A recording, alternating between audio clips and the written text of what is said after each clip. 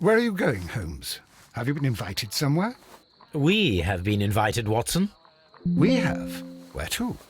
to the Baker Street Irregulars' annual dinner. They sent us an invitation. It is on the table. A dinner? How could those street urchins afford anything like that? I can't understand your interest in them, Holmes. They're dirty. They wouldn't hesitate to steal your wallet. Watson, you should be excited. It is a secret dinner.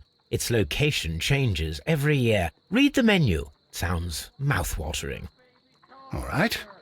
We, the secret police of Baker Street, invite you, Sherlock Holmes, and Dr. Watson to our annual dinner. Menu, entree, frozen rat head salad. Is this a joke? Not at all. Pray continue. Main course, sow's udder in Danny Nutcracker's way. Sounds disgusting, Holmes. Hedgehog goulash. Street turnips in homemade juice. And it goes on. I can hear them on the stairs now. Oh, we can't go there. We can't eat that. Watson, you'll hurt the feelings of those poor children. We have to go. Oh, Mr. Holmes. It is fine, Mrs. Hudson. Mr. Holmes! Wiggins, Dr. Watson is getting ready. He will be delighted to join us. You don't look well, my young man. Is there something wrong? Don't tell me the dinner is cancelled. Mr. Holmes is my brother Leighton. He's in a prison cell. They say he's killed 2 men. You have to help us, Mr. Holmes, 'cause I know he didn't do it. Where is he now? From what I've heard, they took him to the yard, and they gave him a good beating already. You know what they're like. They'll hang him. They won't look any further. Holmes, we have to help him. And forget about the dinner? Wiggins, I'll take the case. You're fantastic, Mr. Holmes. I'll be waiting for you at the crime scene. You'll be there, right? It's on Half Moon Street in Whitechapel. Very well.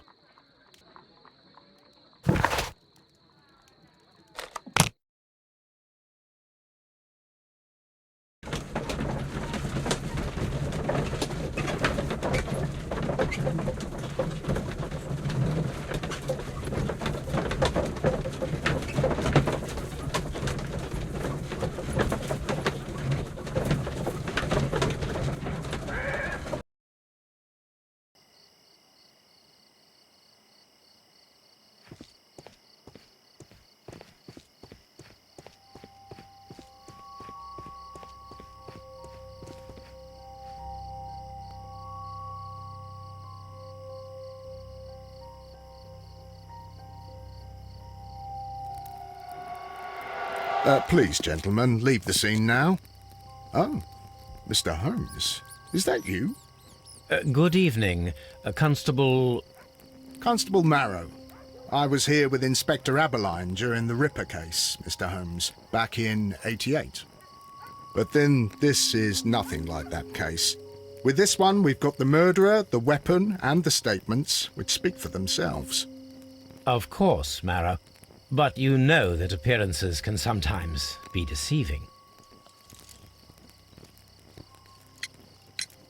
Who were the victims? The 2 men here, both shot.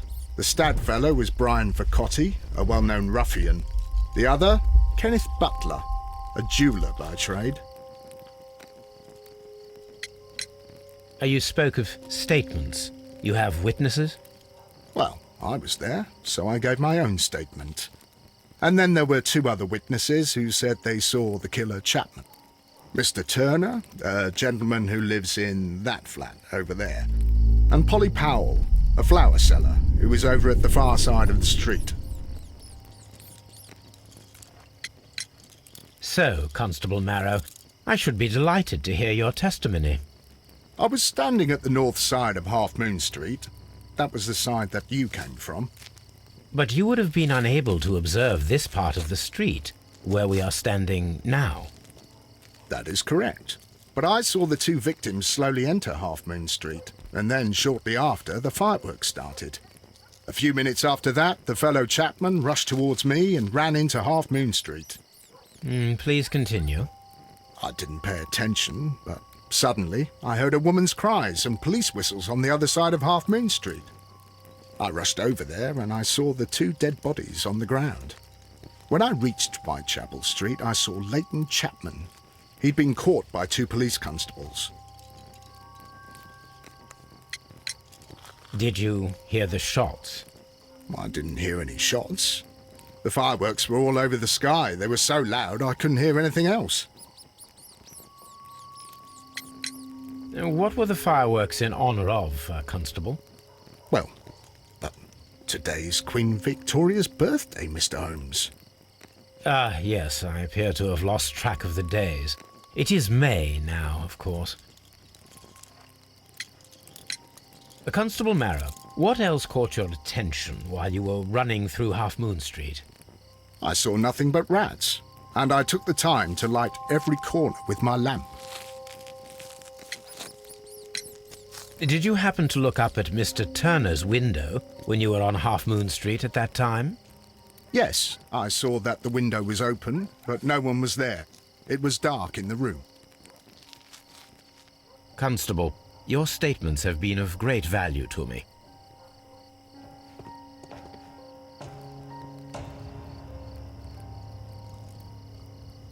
The bullet struck his head. This man didn't stand a chance.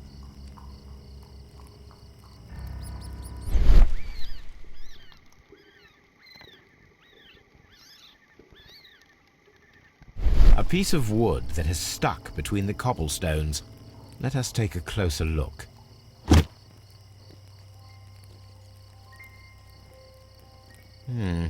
This shard of wood is quite new.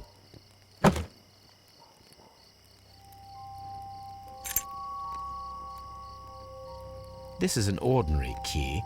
I wonder what kind of door it opens.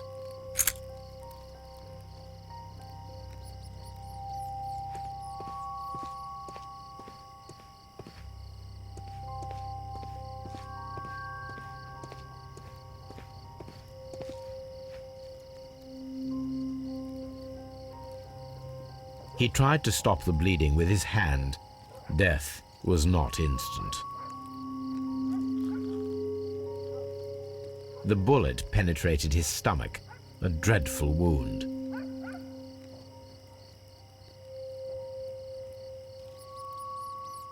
A tattoo from Westgate Prison. Vicotti must have done some time there.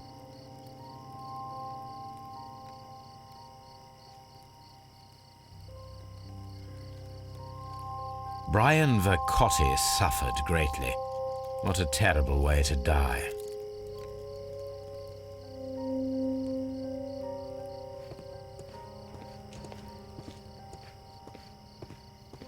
Mr. Holmes, did you see my brother at Scotland Yard?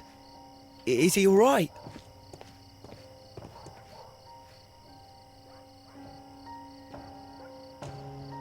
Good evening, Mr. Turner. I heard Constable Marrow reply to you as Mr. Holmes. Are you that detective gentleman? I've heard of you. And well, I know things about this evening. Excellent. Might we hear your story?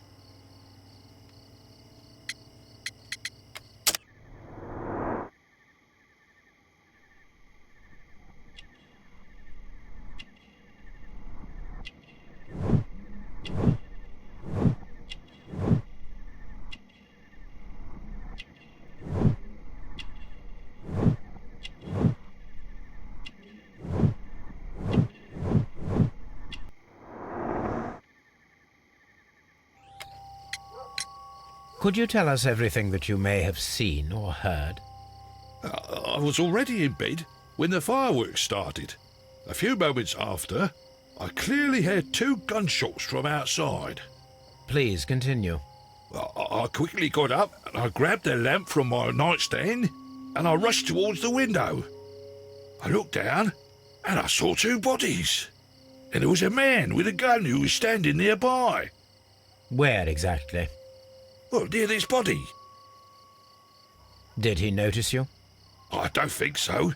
He rushed towards Whitechapel Street without looking around. Mr. Turner, did you see anyone else in the street? No, I saw no one but that man, the murderer, the fellow they caught. Were the two shots you heard consecutive? Yes, there was a very short pause between them, and they sounded different somehow. It seemed to me that the second shot was louder than the first. That is an interesting comment. Mr. Turner, what were your actions after you stepped up to the window? I was afraid that the man with the gun might return, so I stayed close to the window till I saw the policeman coming in the Half Moon from Whitechapel. Then I walked out to tell them everything I saw. You have helped us a great deal, Mr. Turner.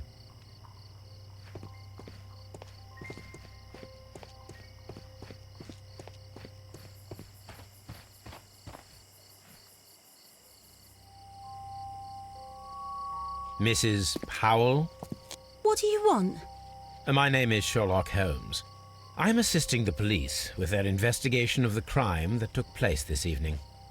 Well, I've already gave my testimony, but very well. Could you tell us everything that you may have seen or heard? Yes. I was selling my flowers as usual, and then the fireworks began, in honour of Queen Victoria. I enjoyed those. But then, all of a sudden, a young lad ran out of Half Moon Street and stopped just by me. He had a gun in his hand. He was like a ghost, and all covered in blood. It was dark, but I could see him, because of the flashes from the fireworks. And then? I screamed as loud as I could. I knew that a policeman should be on duty in the vicinity. He had no time to escape. 2 constables got him. Then another constable came out from the very same street, and I heard him talking of a horrible murder. Mrs. Powell, did you hear the gunshots? I'm not sure. You know, what with the fireworks? Did you see anyone else leaving Half Moon Street, prior to or at the time of the crime? No, sir, I did not. Even with all the fireworks, I was very attentive, as I'm always on the lookout for customers. My thanks to you, Mrs. Powell.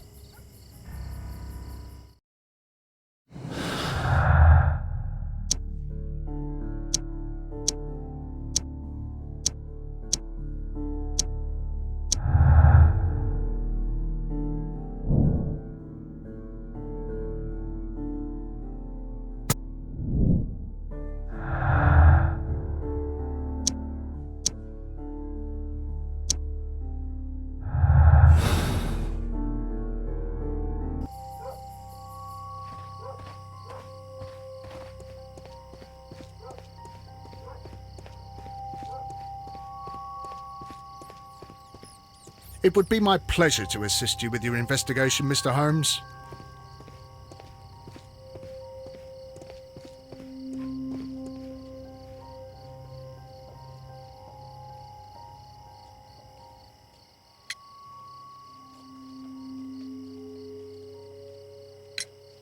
Mr. Turner, you have stated that you remained close by your window after the crime, is that correct? Oh, yes, Mr. Holmes.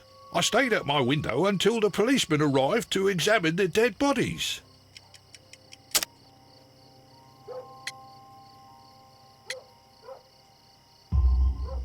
That is very interesting, Mr. Turner.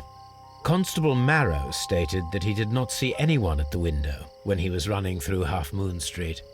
Well, I think Constable Marrow and me, we might have been distracted by the whistles and shouts coming from Whitechapel. We could have missed each other somehow. You understand what I mean? It was a bit of a stressful moment, to tell you the truth, sir. Allow me to form my own theories, Mr. Turner. Would you mind showing me the view that you had from your window? Not at all, Mr. Holmes. Please, follow me. Mr. Turner appears to live very modestly.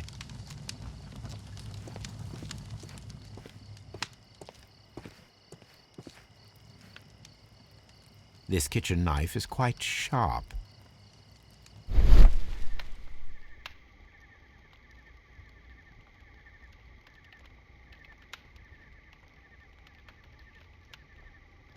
There are pieces of shredded paper scattered over the table.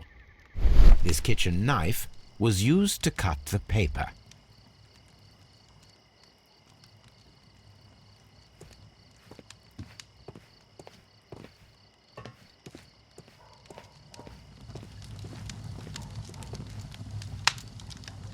This fire is dying out. It was last tended to over an hour ago.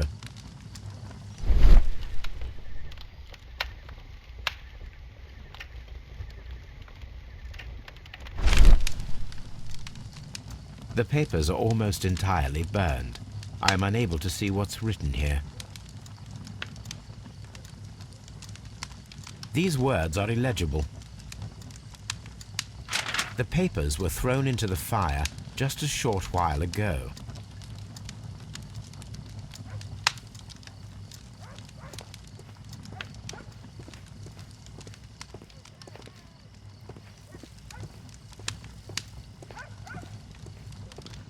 Mr. Turner was roused from his bed by the sound of gunshots.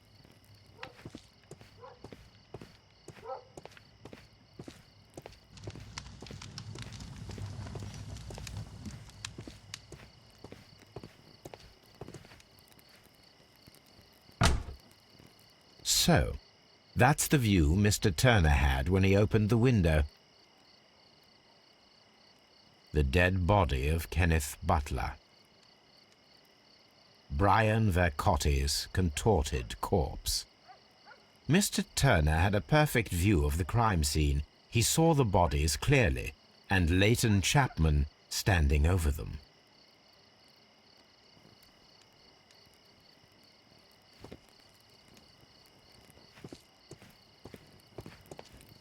Anything else you would like to know, Mr. Holmes?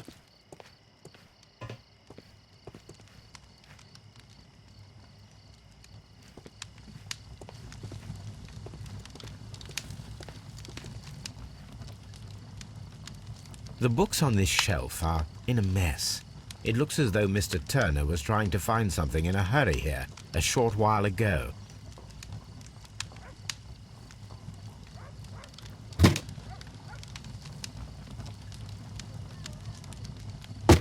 A perfect match. So, Mr. Turner broke his stick when it became stuck between the cobblestones.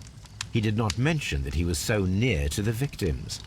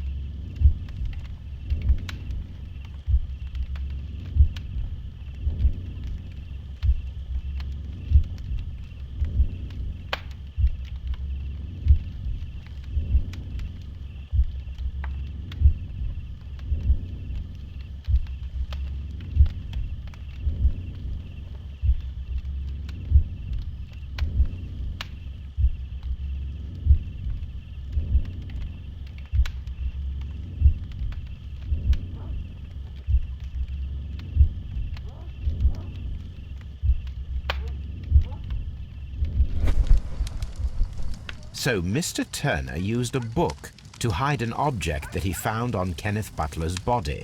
The question is, what did he find?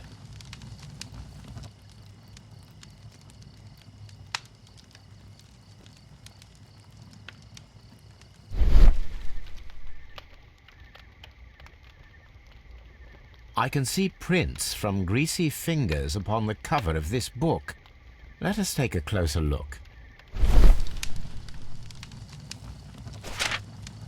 Well now, what a find! A precious jewel, concealed inside a book. A bracelet with a unique ram's head design, a distinctive feature of ancient Grecian artifacts, probably of the Hellenistic era.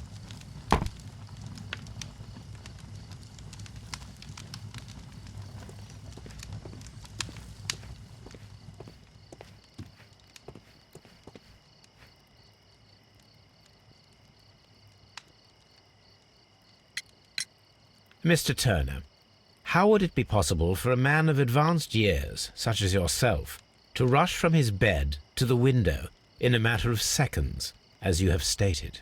Well, I'm able to move very quickly, despite my age. And when the situation requires it, Mr. Holmes.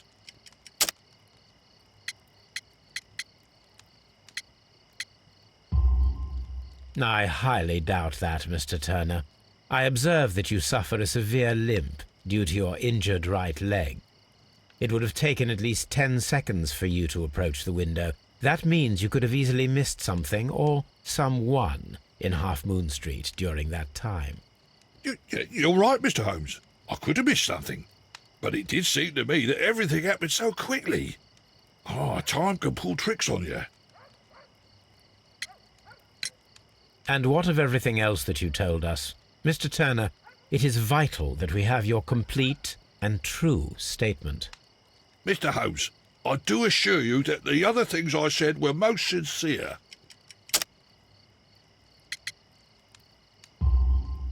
Mr. Turner, you were not sincere with me. Not then and not now. But Mr. Holmes... This, Mr. Turner, does not look like anything that a poor man might possess. It is worth more than the home that you live in. I can explain. No, merely correct me if I am wrong. You saw Leighton Chapman through the window, but you also noticed a glittering object on the ground, this precious jewel. You walked down and took the bracelet from the body of Kenneth Butler, and when you heard the whistles, you hurried away. That broke your walking stick. It caught fast between the cobbles. Constable Marrow was unable to see you in the window, as you were climbing up the stairs on your way back to your flat. Upon returning home, you hid the precious jewel inside a book. Mr. Holmes, please don't send me to prison. I didn't do anything bad. I'm just a poor man. When I chanced upon the bracelet, I saw it as an opportunity to make a little money. I was desperate. I only took the bracelet, that's all, I swear. You made a mistake by lying to me. But you are not a criminal. I believe that. Although I must return this bracelet to its rightful owner.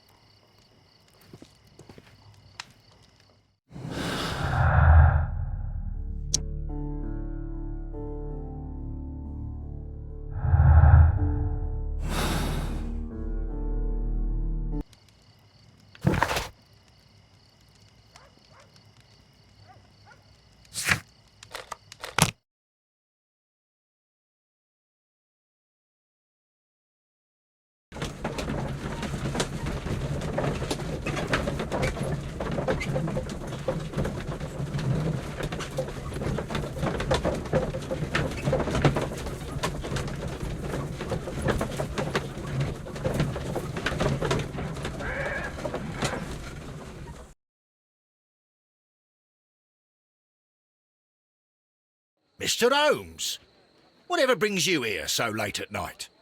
I'm interested in the case of young Leighton Chapman. He was arrested earlier this evening and accused of a double murder. I beg your pardon? That case is quite clear to the police. Or are there any new facts that we don't know about? Who knows, Inspector? Look, you are free to investigate, of course, Mr. Holmes. Chapman was arrested with a revolver in his possession, which you can find in the evidence room. The suspect himself is in custody. Did you find anything else on his person? A few personal belongings, Nothing particular, Mr. Holmes. Thank you, Lestrade.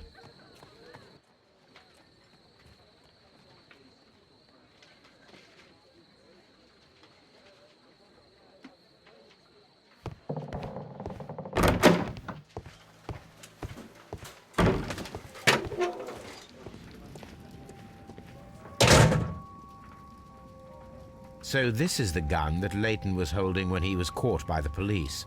It is a Webley revolver, a reliable weapon.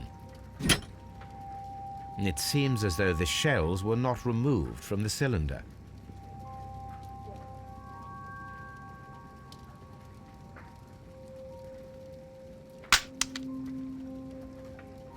Two out of the 6 shells have been fired. There were 2 shots. These cigarettes are filled with cheap tobacco. Nothing interesting. A cheap watch, bought with his own money, no doubt.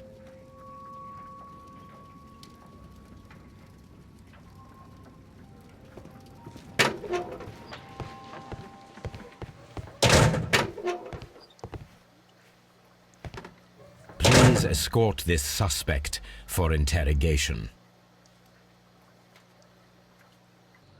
Good evening, Mr. Chapman. Who are you? I've got nothing to say. It's all a mistake. Calm down, Leighton. I have come here to help you. To find out if you truly are innocent, as your younger brother Wiggins has told me. My brother? You know him? Then that means you're... Sherlock Holmes. Oh, blimey. All right, Mr. Holmes. I'll tell you everything.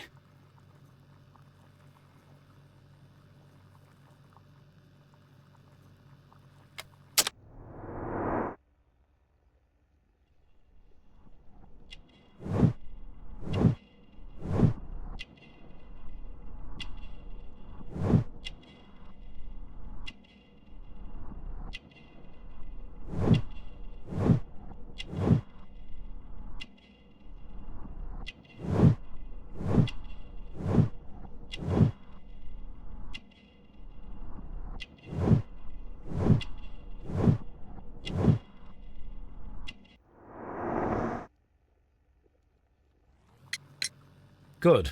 Tell me your account of what happened. I left my work and I hurried up to see the fireworks in Whitechapel. I was late, so I decided to cut through Half Moon Street. I saw the first fireworks light up in the sky. I bumped into a constable on a corner before entering Half Moon. Then suddenly, what with all the firework flare, I saw 2 men. They were both lying flat in the middle of the street. I stopped where I was. I thought about turning back to the police, but as I was thinking of that, I saw a third person. He was leaning over the body that was furthest from me. The second I saw him, he raised his head and he stared at me. In a flash, I saw his gun, but he made a dash for it instead and he escaped through Whitechapel Street. So you might still have had time to return to the constable. I panicked. I didn't know what to do. Anyway, I approached the bodies just to see if they were still alive. I saw that one had blood pumping out of his stomach. He was dying. It was horrible. The second one was already dead. He had a hole in his head. He was holding a gun in his hand, though. I took it, and then I followed the third man. Interesting. Pray, continue. I turned a corner, and I saw the man standing in the middle of the street. He seemed to be in some sort of panic. And then, Mr. Holmes, something strange happened. I told the police and they laughed at what I said, but I swear to you, my words are true. I started running towards him. But then I was blinded by a flash. It was so bright that I hardly saw anything for a good dozen seconds. But I kept running forward. As I arrived in Whitechapel, I heard a woman screaming. And then I was caught by the police. But there wasn't a trace of that man. Of course, then they found a gun and all that blood. I couldn't see the murderer escaping and all that mess. Perhaps I was still half-blinded at that moment. A thrilling account, my young man. Leighton, are you able to describe the person whom you saw standing in Half Moon Street? Well, I wasn't able to see his face at all. It was too dark, and he was too far away. I could see his silhouette. And what about that? Nothing so special. He was wearing a jacket. He was quite average in size and his weight. I see. Was there anything else that struck you at the time? No. But perhaps it's strange, but I can't remember the sound of his footsteps as he was running away. Perhaps it was because of the fireworks or the surprise of me seeing him. Leighton, I confess I am puzzled. Why should a young lad like you take a gun from the hands of a dead man and set off in pursuit of a probable killer? I know. I keep wondering that, but at the time it was like a reflex. A criminal ought to be arrested, and he was armed. You were willing to risk your life. That was a little foolish, unless you wanted revenge. No, Mr. Holmes. I was just being brave and stupid.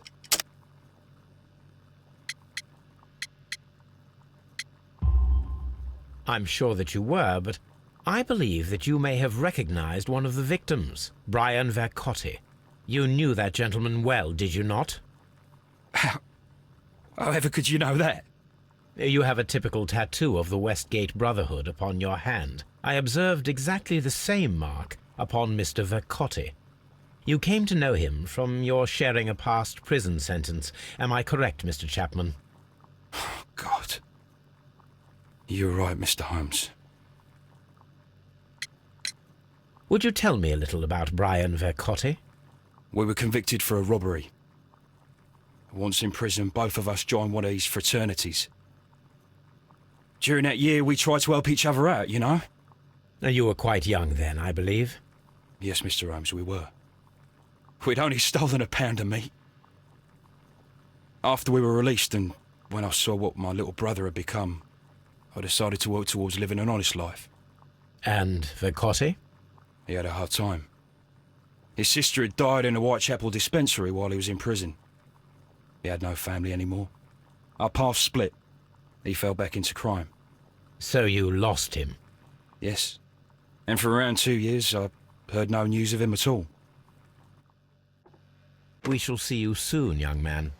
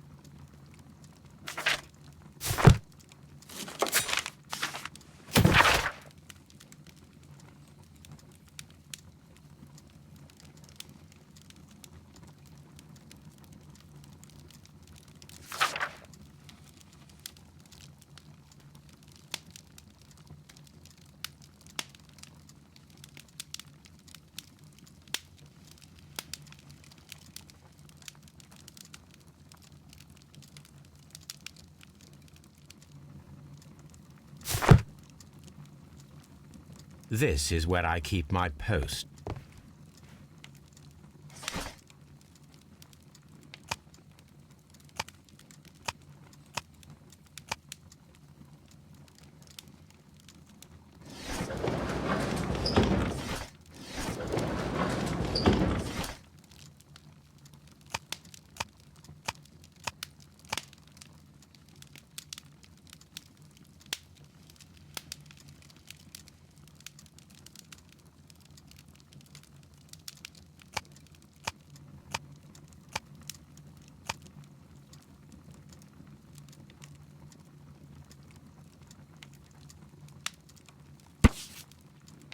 Here it is.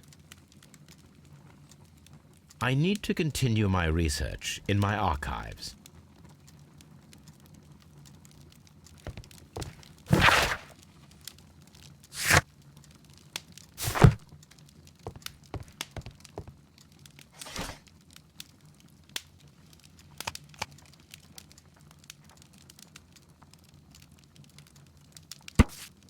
Here it is.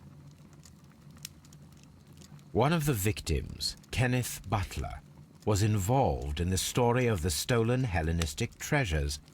A visit to his pawn shop should tell me more.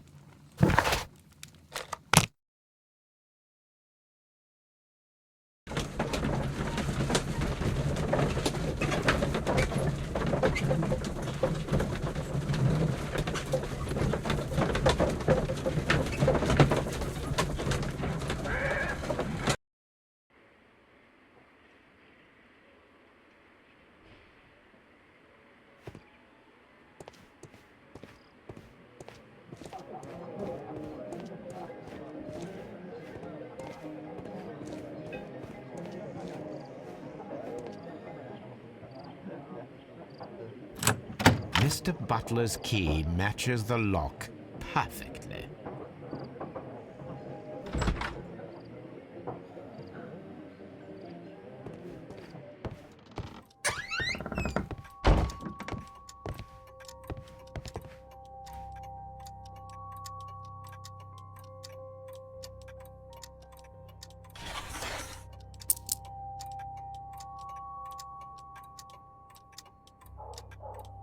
The ram's heads.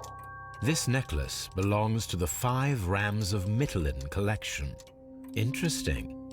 That means that Kenneth Butler owned a part of this collection all this time, 10 years after the theft.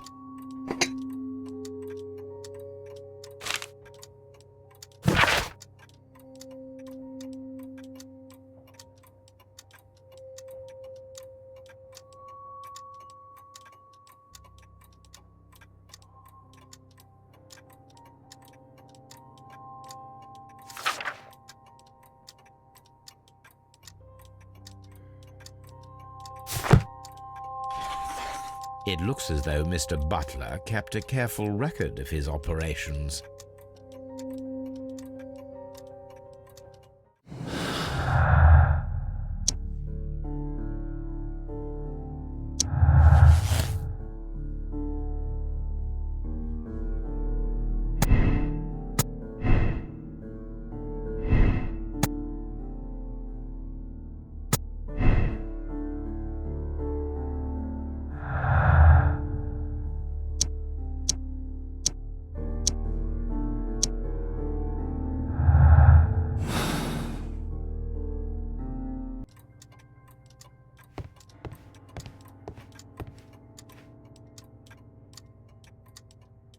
A flare pistol. Perhaps it was pawned by a destitute sailor.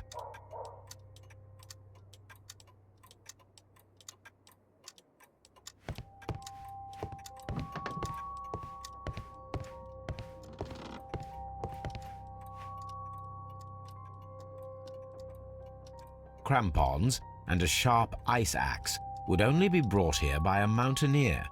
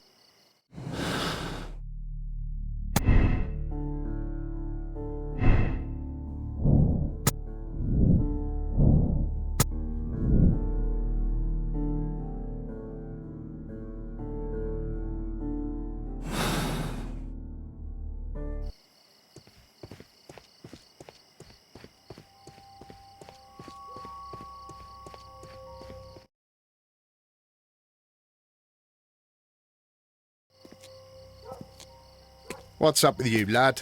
What are you waiting for? I'm waiting for my brother to be released. Your brother? The one that you caught, beat up and imprisoned. Ah, the murderer. He ain't killed no one, copper. Watch your mouth, lad, else you'll be joining that worthless brother of yours.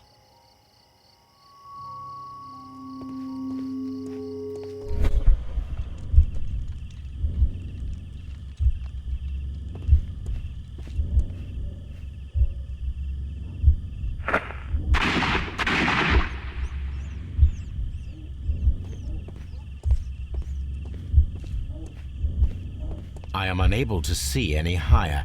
I need to find something to lift my lamp.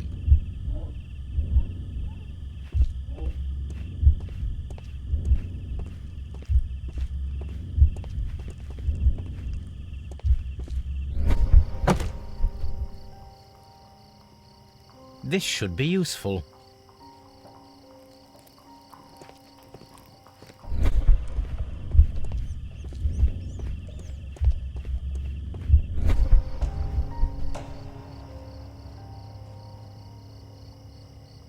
Nothing interesting here.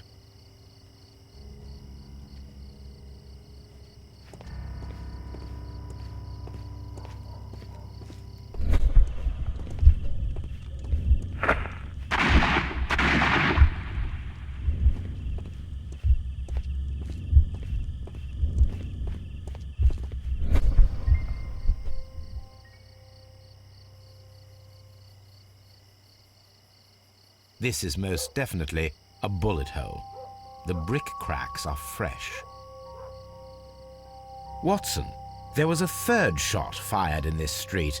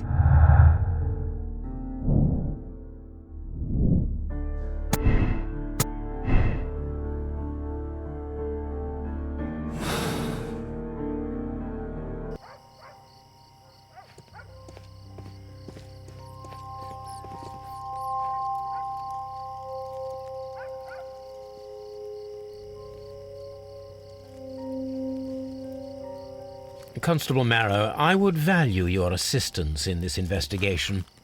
It would be my pleasure, Mr. Holmes.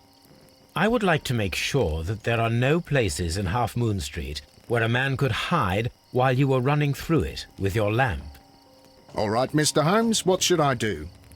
Take your lamp and start walking, just as you did before, and try to find me. Understood.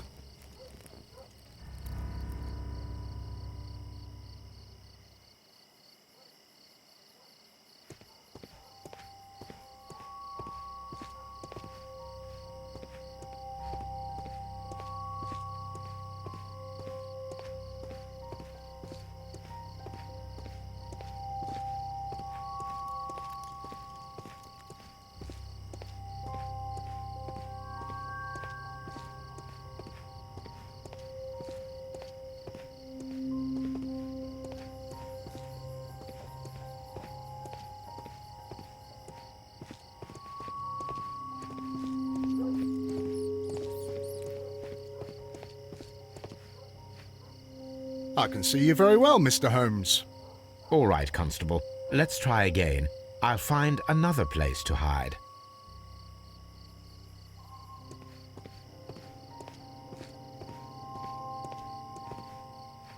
Here you are, Mr. Holmes. All right, Constable. Let's try again. I'll find another place to hide.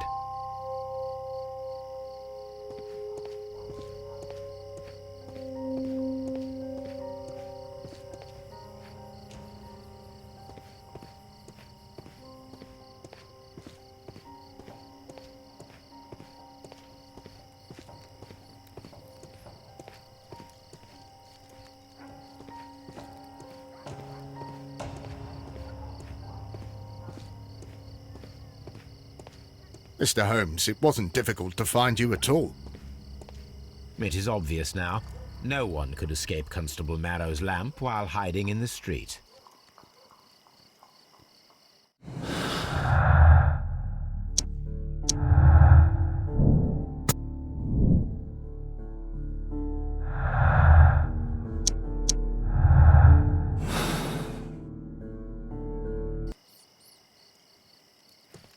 It would be my pleasure to assist you with your investigation, Mr. Holmes.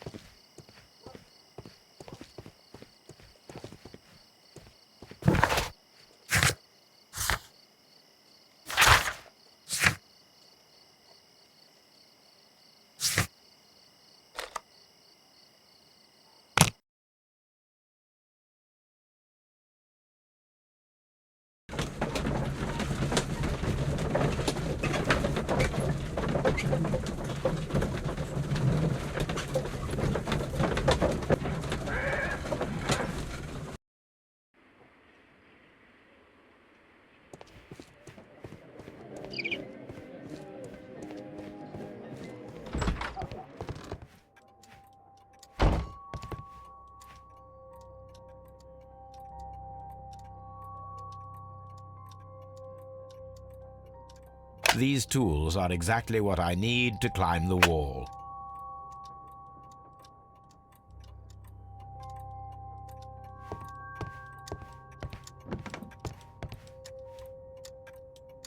This is exactly what we need in order to imitate the flash of the fireworks.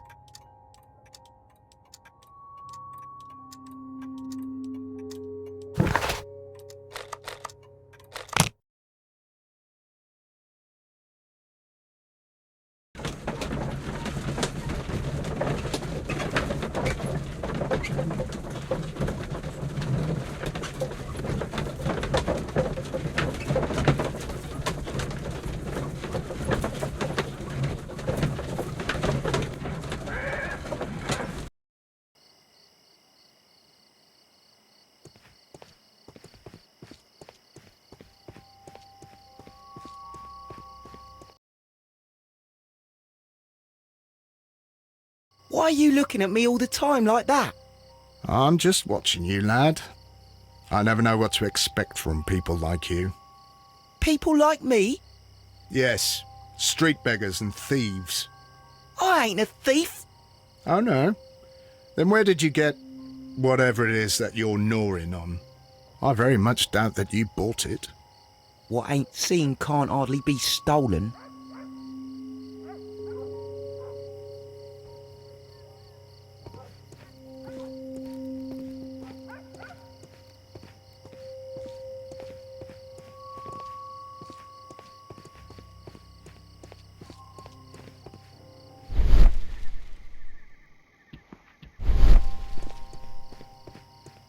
Mr.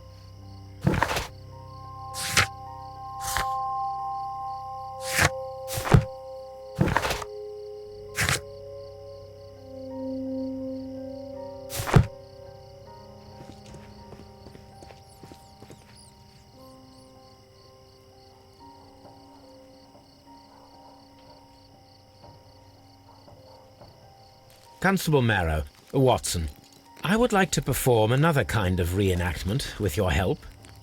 I'm listening, Mr. Holmes. I want to check if Leighton's testimony can be trusted. If someone could vanish into thin air at a specific moment. But Holmes, I don't see how. I am going to be the mysterious gentleman whom Leighton followed. I will stand exactly where he saw him before he was blinded by the flash. Watson, you will be Leighton. When I fire the signal flare, you should start to chase me. I understand, Holmes. You, Constable Marrow, just play your part and do exactly as you did. Just, please, wait 5 seconds after the signal flare. I doubt that Polly Powell would have screamed any earlier. As you say, Mr. Holmes. Let us begin then. Catch me if you can.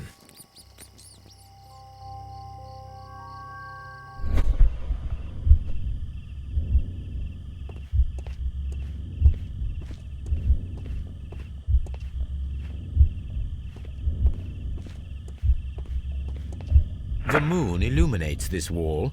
Anyone trying to climb it would be easily spotted by Constable Marrow.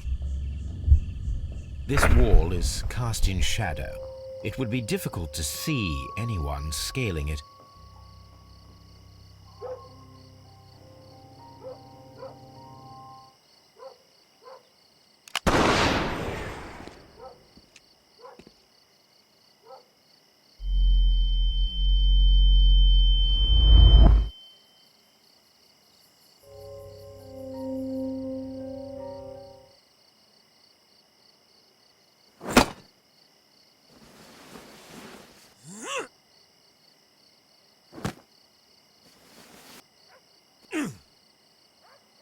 I can barely see anything.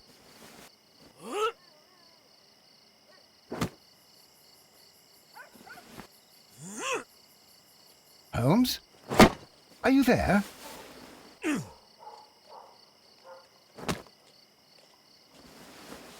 Where is he? My God, a man can't just disappear like that.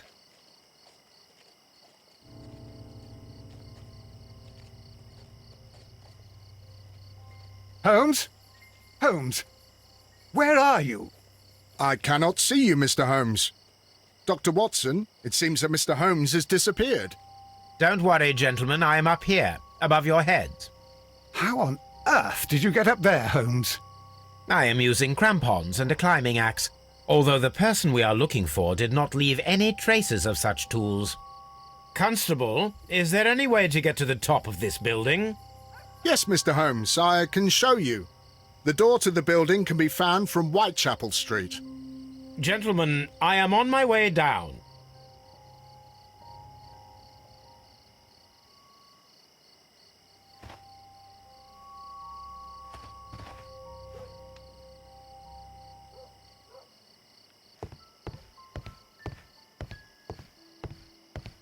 These shards of glass are from the window above.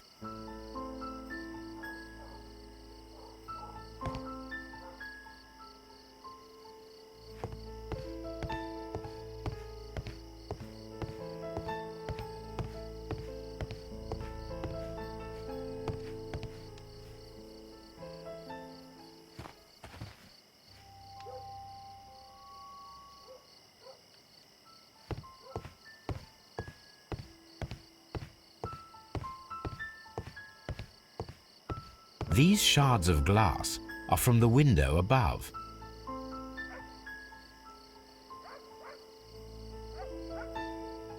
It's empty. Someone broke through the window to get inside the attic, but in his haste he ripped his jacket.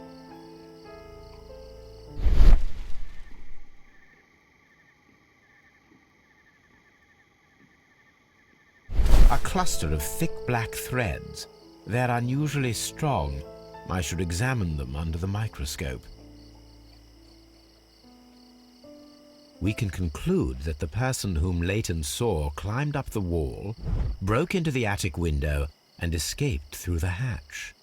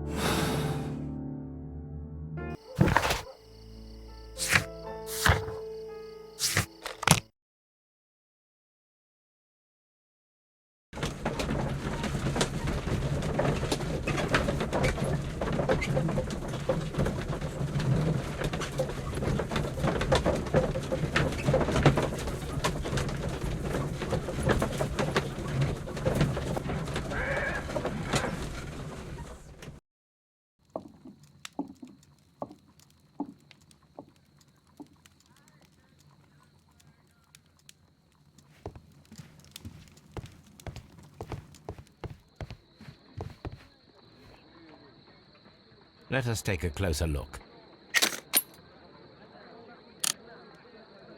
It is not a thread, but a hair. I very much doubt that it is human. I need to compare this sample with a human hair and a horse hair. A shaving brush is usually made from horsehair. Watson, could you please pass me your shaving brush? Here you are.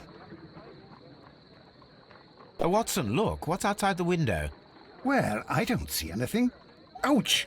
Holmes! Oh, don't make such a fuss. One little hair.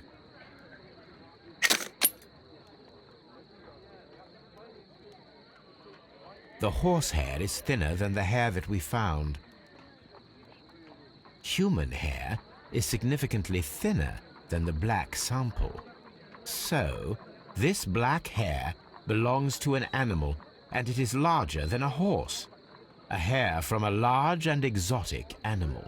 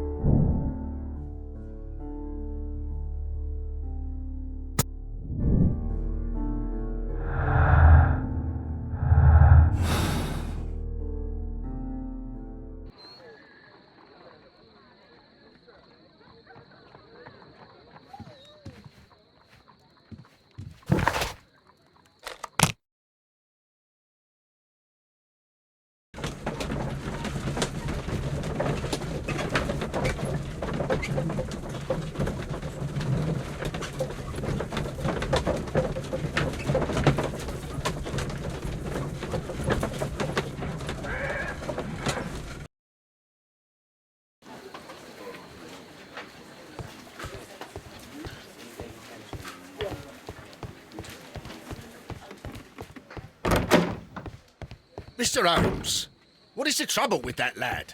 Isn't he guilty?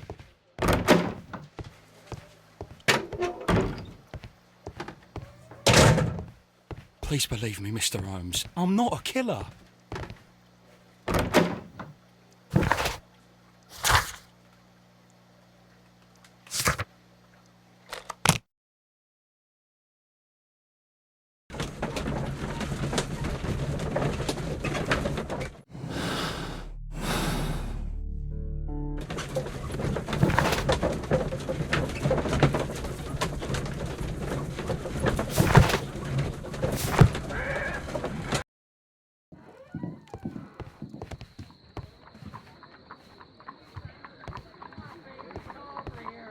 Wiggins is currently at Half Moon Street.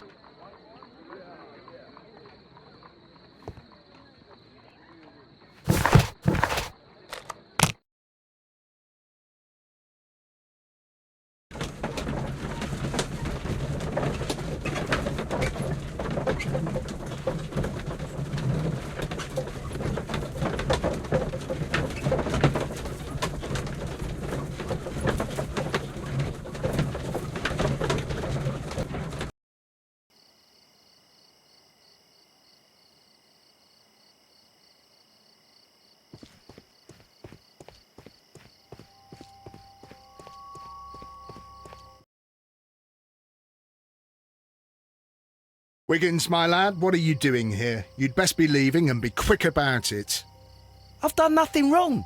You'd learn more by watching Mr. Holmes. He knows exactly what he's doing. Not like you. Oi, watch your tongue.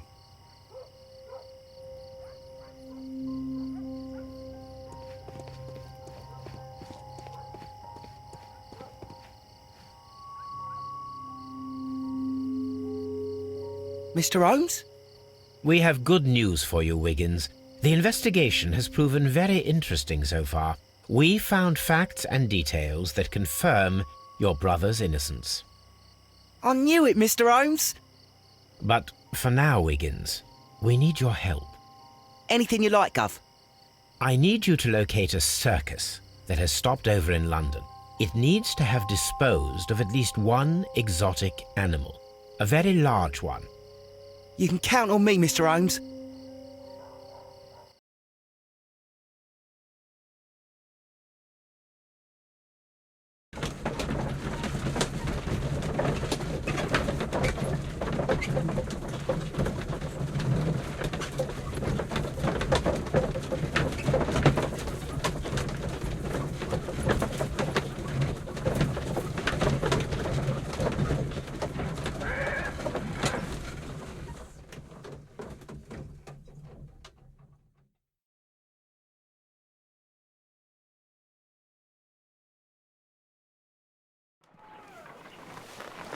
I do hope that those children don't get into trouble, Holmes. Don't worry, Watson. I predict some news in 7 seconds. Mr. Holmes, we found it. Here it is. And this is a young Indian elephant, the highlight of the show.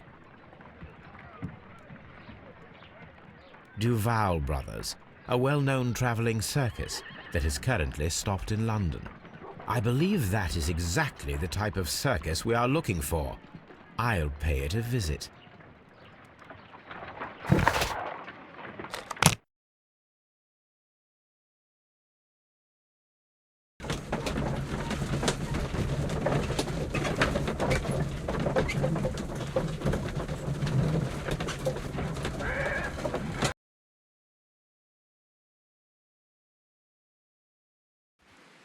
Aye, you! Stop right there. Good morning, sir. Pardon me, but why am I not allowed to walk around here? Because it's private. Well, I only wanted to meet the artistes. You're wanting to apply for... Nah, you don't look like the type of, artistic lockpicker that we're looking for. You might be surprised. What? Nah, I don't think so. Clear off.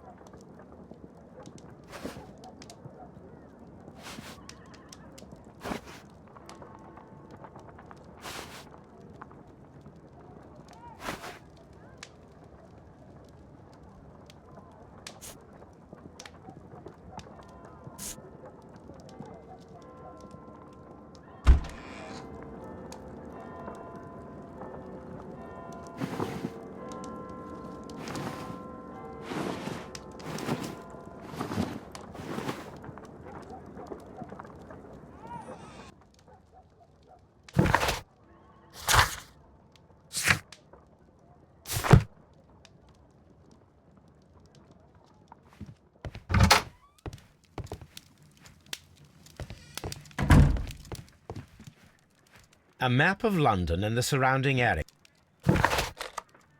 I'd better wear a shabby hat.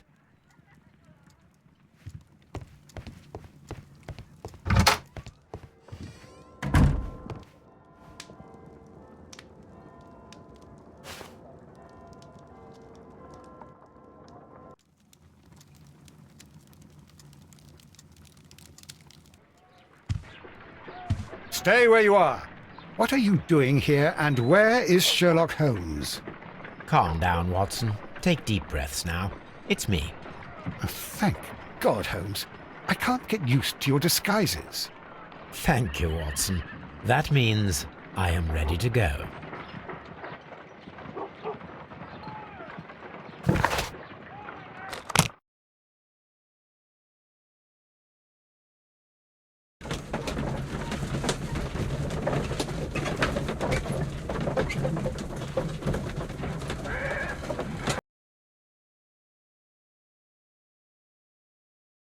Who are you?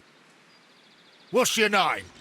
My name is Nigel. I'm here to open the locks. Talented, eh? Let's see. Go inside the marquee and show yourself to Charles Foley. And I'd highly advise you not to trick him. Got that? I've got it.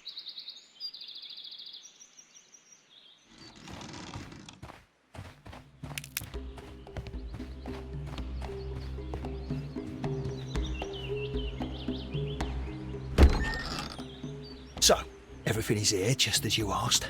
And what about the money? Some of the barrels are wet. Transportation issues, it couldn't be helped. Whatever. We'll be here after midnight to pick up the supplies. I want to be paid first. No. You'll be paid after we make the transfer, as I said. Right? I hope that no one saw you. The police are on the lookout. Of course not. I'm a professional. Glad to hear it. Be ready for tonight, then.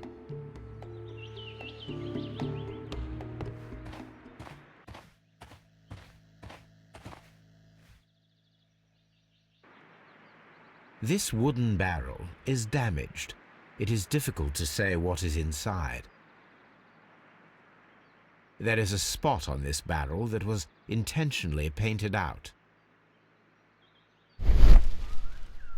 The crest of the Honourable Artillery Company. Could it be gunpowder? I need to be sure.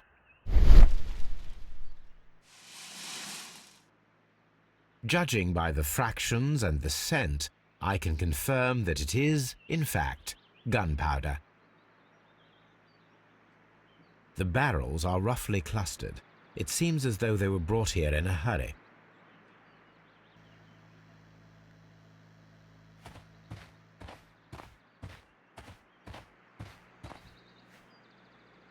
This printing press is old, but still quite capable of printing hundreds of pages per day.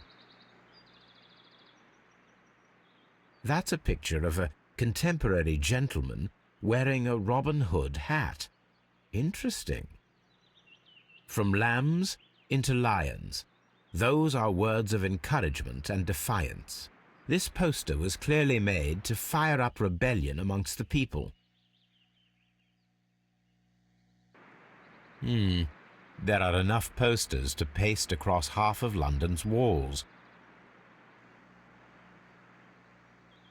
Powder kegs, a printing press, and a great many blank papers.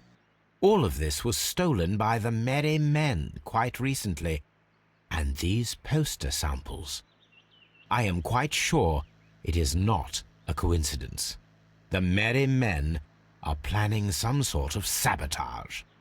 Stop right there. Who are you? Are you Charles Foley? Maybe. They say that I can open any door. Do they now? We'll see that lock near the chains on the table over there. Open that.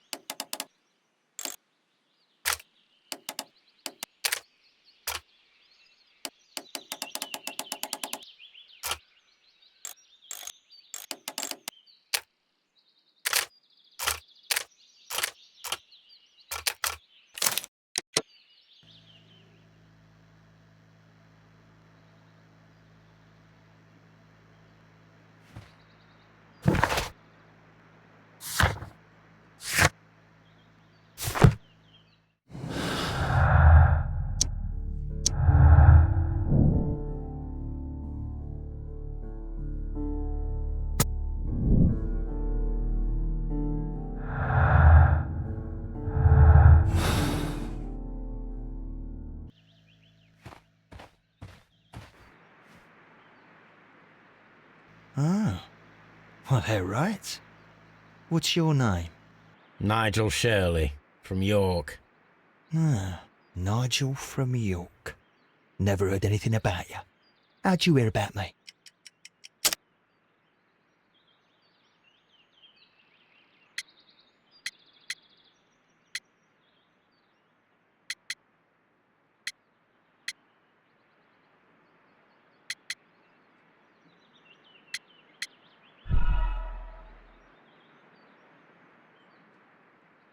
Ah, Nigel from York.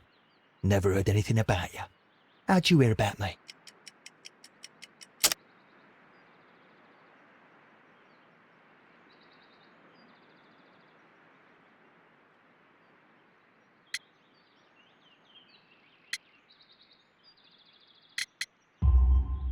It's a long story.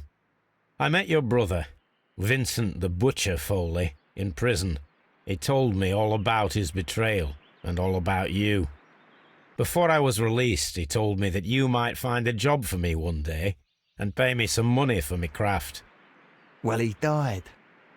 7 days ago, in prison. I'm sorry to hear that. That's all right. The traitor has paid the blood price for it. And you'll do the job anyway, because I need a talented lockpicker. I know just where to search for his legacy. It's all about the Hellenistic treasures, isn't it? Osh, you fool. Now, listen up. You'll come with us tonight, and you better mind yourself. Us? Wait, who's coming then? Billy, Jack and me. And what will I get for that? We'll share the loot. The one you seem to know about. Right. Wait for us at the abandoned manor house on the corner of Ladbroke Grove and Kensington Park Road at midnight. Deal.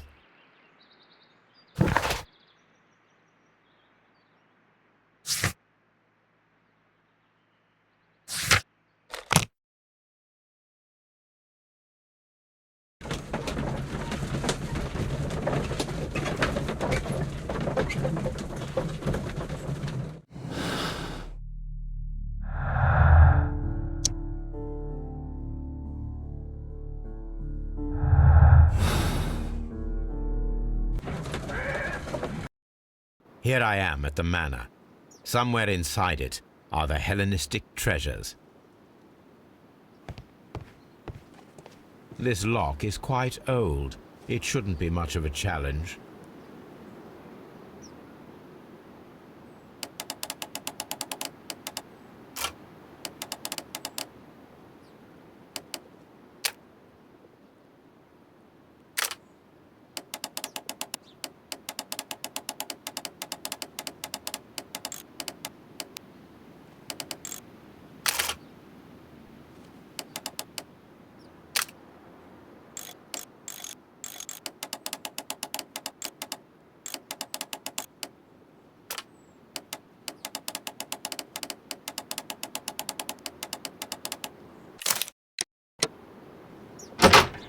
I need to find where the safe is hidden and lockpick it.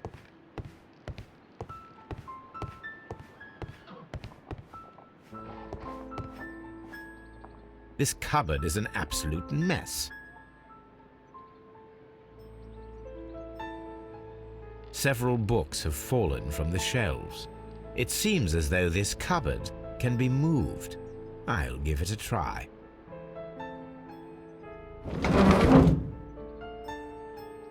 So, that's the lock I must open tonight. Let me see.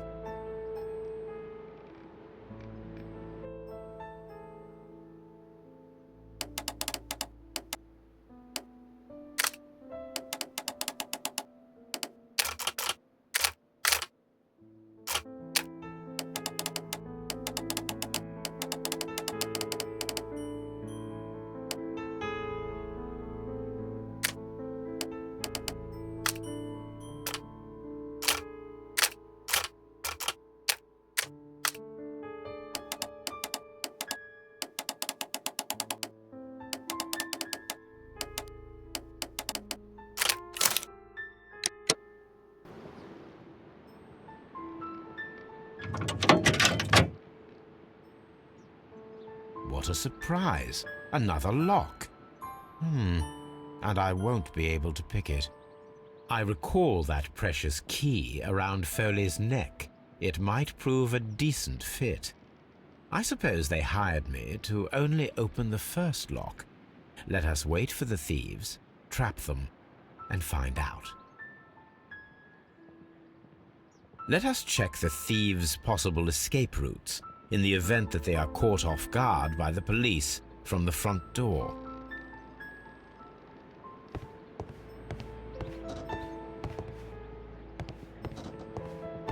This door is a perfect means of escape in an emergency.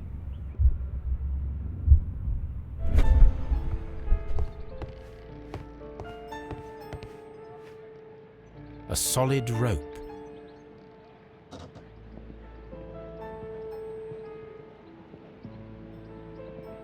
This should be useful.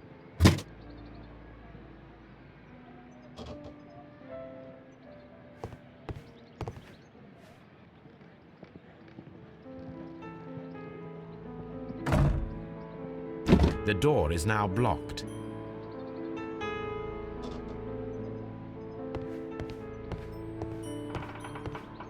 The ground floor window is a perfect way to escape the police.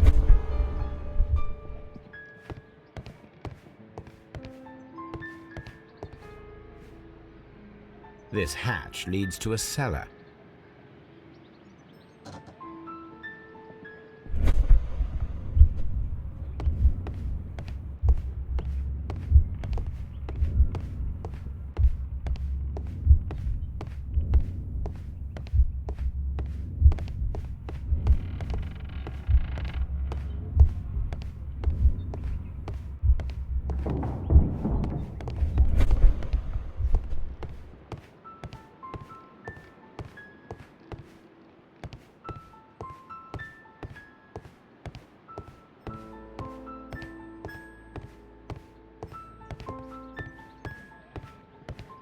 Although this window is high above the ground, it would be possible for one of the thieves to attempt to use it for their escape.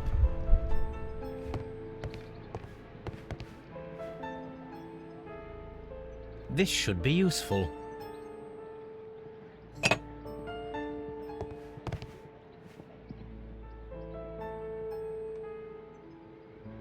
One step on these beads, and our thief will go flying. I should walk carefully here, else my plan will be ruined.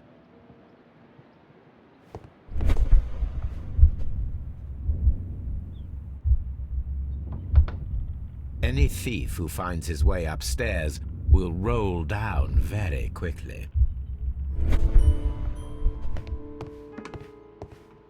The thieves won't attempt to escape through the front door if the police are right behind it.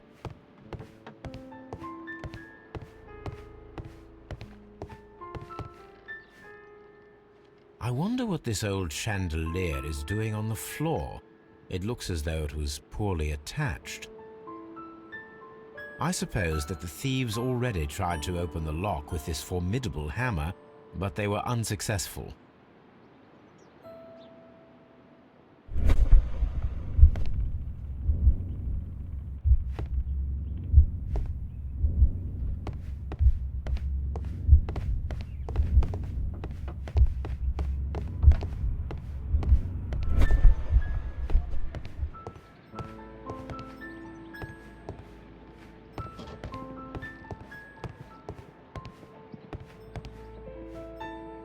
This should be useful.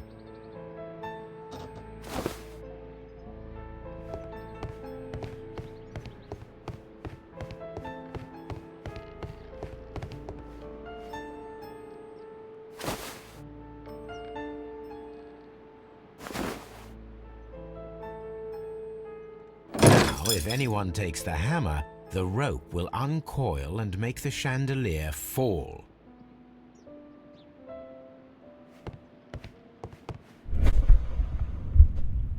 If he runs through the dining room and takes a sledgehammer to force open the door, the chandelier will knock him down.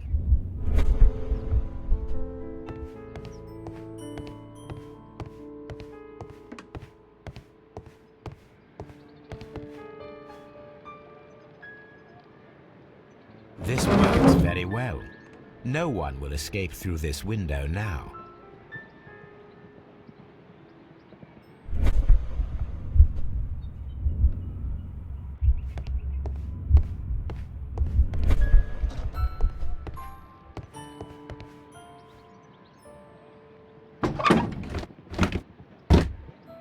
There is no ladder. If anyone falls here, he will need assistance to get out.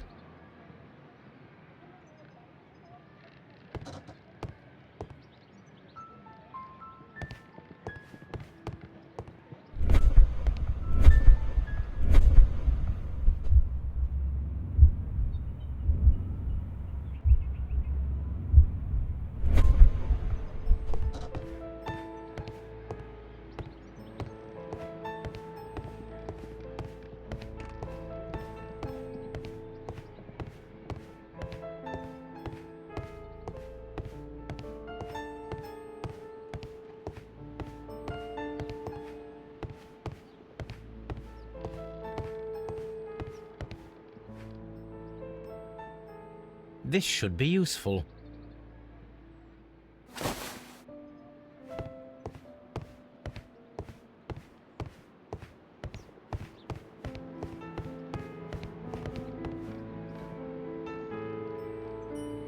Now, it's not an open hatch, just a nice carpet on the floor.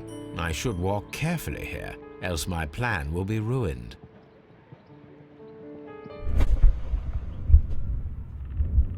Now, if a thief runs through the kitchen, he'll pay a surprise visit to the cellar.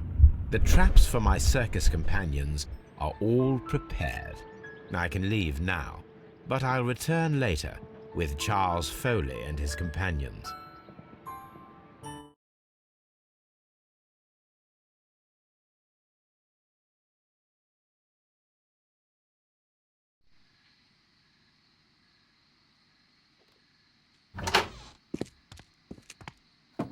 Police! Police!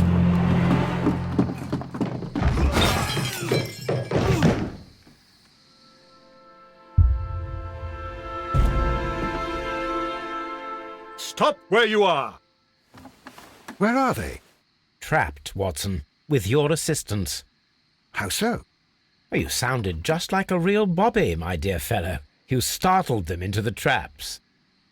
I did? I assure you, Watson, it was quite an entertaining show. They will not escape the house now.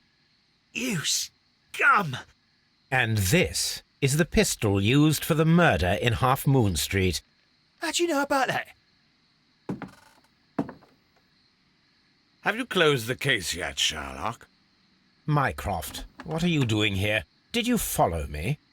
Sherlock, it may seem that I used you, but you should be pleased to know that you have served our Queen well, in this instance. So now, let us catch the big fish. But this man is not one of the merry men. No. Then why exactly are we here, Sherlock? This gentleman, Charles Foley, has been involved in a double murder, and the hunter of a set of valuable antiques, the Hellenistic treasures, which disappeared in a theft many years ago. You're no better than the coppers!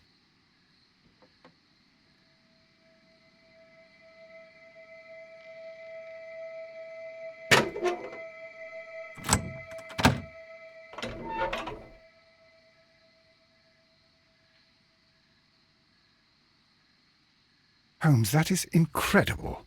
The Hellenistic treasures. Indeed. Nothing but trifles. Where are the merry men? I don't know why you are asking me, Mycroft. They are yours to find. I'll see you soon, dear brother.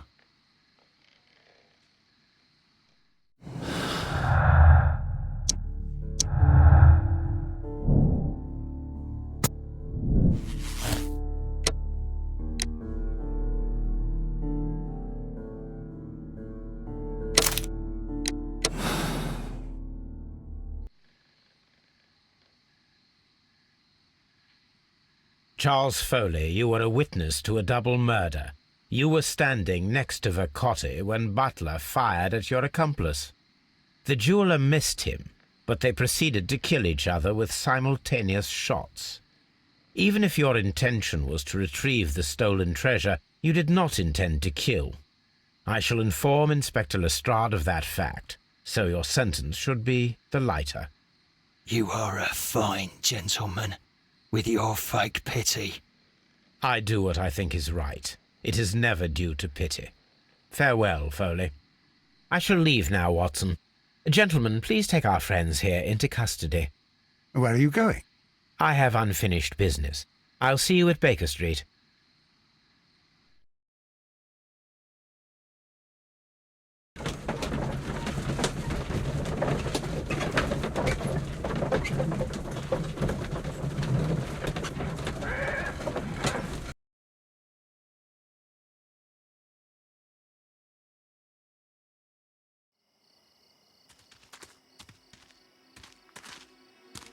Be careful with the lamps. Don't bring them too close to the barrels. Good evening, gentlemen. Who's there? That is of no importance. What matters is who you are and the plans that you have here. So you can stop us from carrying them out? Eventually, yes. Hey, careful. You'll blow us all up. I'm listening. We are a group known as the Merry Men. But I suppose you knew that already. We are the men who've already lost everything of value in their lives. We are ruined shopkeepers. We are workers who were fired from their jobs, honest people who were robbed. We were forced out from our homes and thrown onto the street, and all of this in the name of the so-called law. The laws that were set out by our government. The laws that make the commoners only more vulnerable and the wealthy more protected. We are not only from the British Empire. Some of us are from the New Lands, America, Australia, and we are many. But men we are still, and we are merry for that we stopped being afraid. For those powers that be had done their best to plant the fear inside our souls, and we accepted it so easily. The fear advised us to keep our heads bowed. It prevented us from fighting. Bankers and politicians, they own our lives, our work, our bread, and they push us to compete between each other, just to see who may serve them better. But in the end, they are the few, so they are weak. They are nothing without their titles. We should not fear them. Our so-called masters should fear us instead. The time has come for our group to stand tall. Our great and many merry men. We are going to blow up the London Stock Exchange. No lives shall be lost. But ownerships, debts, and property titles? They shall all be destroyed. They're only papers, after all. So many people will be freed over this night. That is a radical step to take. What result do you truly expect? Chaos. But soon people will understand that they are free, and that they don't belong to anyone.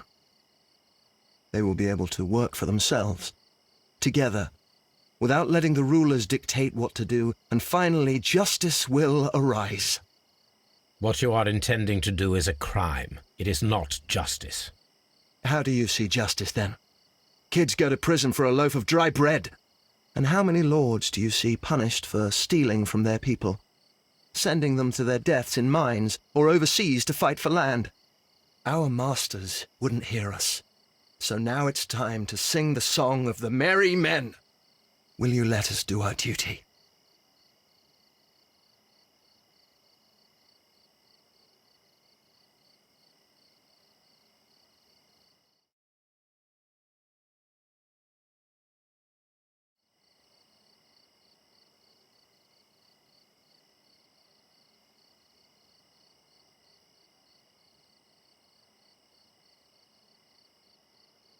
When the law serves only the few, it can no longer be trusted.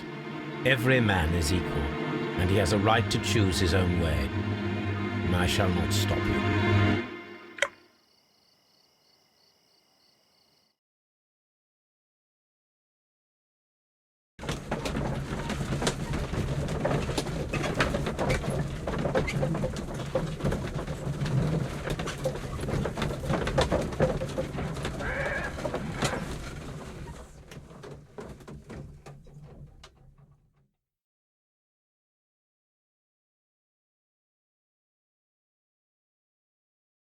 So, you're interested in Russian literature now? Quite lately. It is an interesting book. I remember a few lines. Really? I tried reading it myself, but I had a hard time understanding it. Yes, Doctor. It's about intelligence. Sherlock, I vaguely recall one of the lines. Sometimes it takes something more than intelligence to act intelligently. There were also a few words along the lines of pain and suffering are always inevitable for a large intelligence and a deep heart. Tell me, Doctor, does my brother show any signs of pain or suffering? Not that I know of. Because you see, Doctor, behind all of his masquerade, my brother does possess a deep heart. So deep that he does not recall where he places his love. Well, I'm sure that... His love and his duty that, in the first place, should be directed towards the Empire. For without it, we would be nothing. A country filled with uncivilized men. I should leave now. Sherlock, Dr. Watson. Holmes, what just happened? What was that? The start of a new world. Anything in the post, Watson? Any clients worthy of our attention? Only a second reminder from Mrs. Hudson about our new neighbour. She urges you to remove your... Oh, I don't care about that. Holmes, the lady who will be moving in shortly has requested the use of our spare room to place all of her boxes. Wait, what? A lady?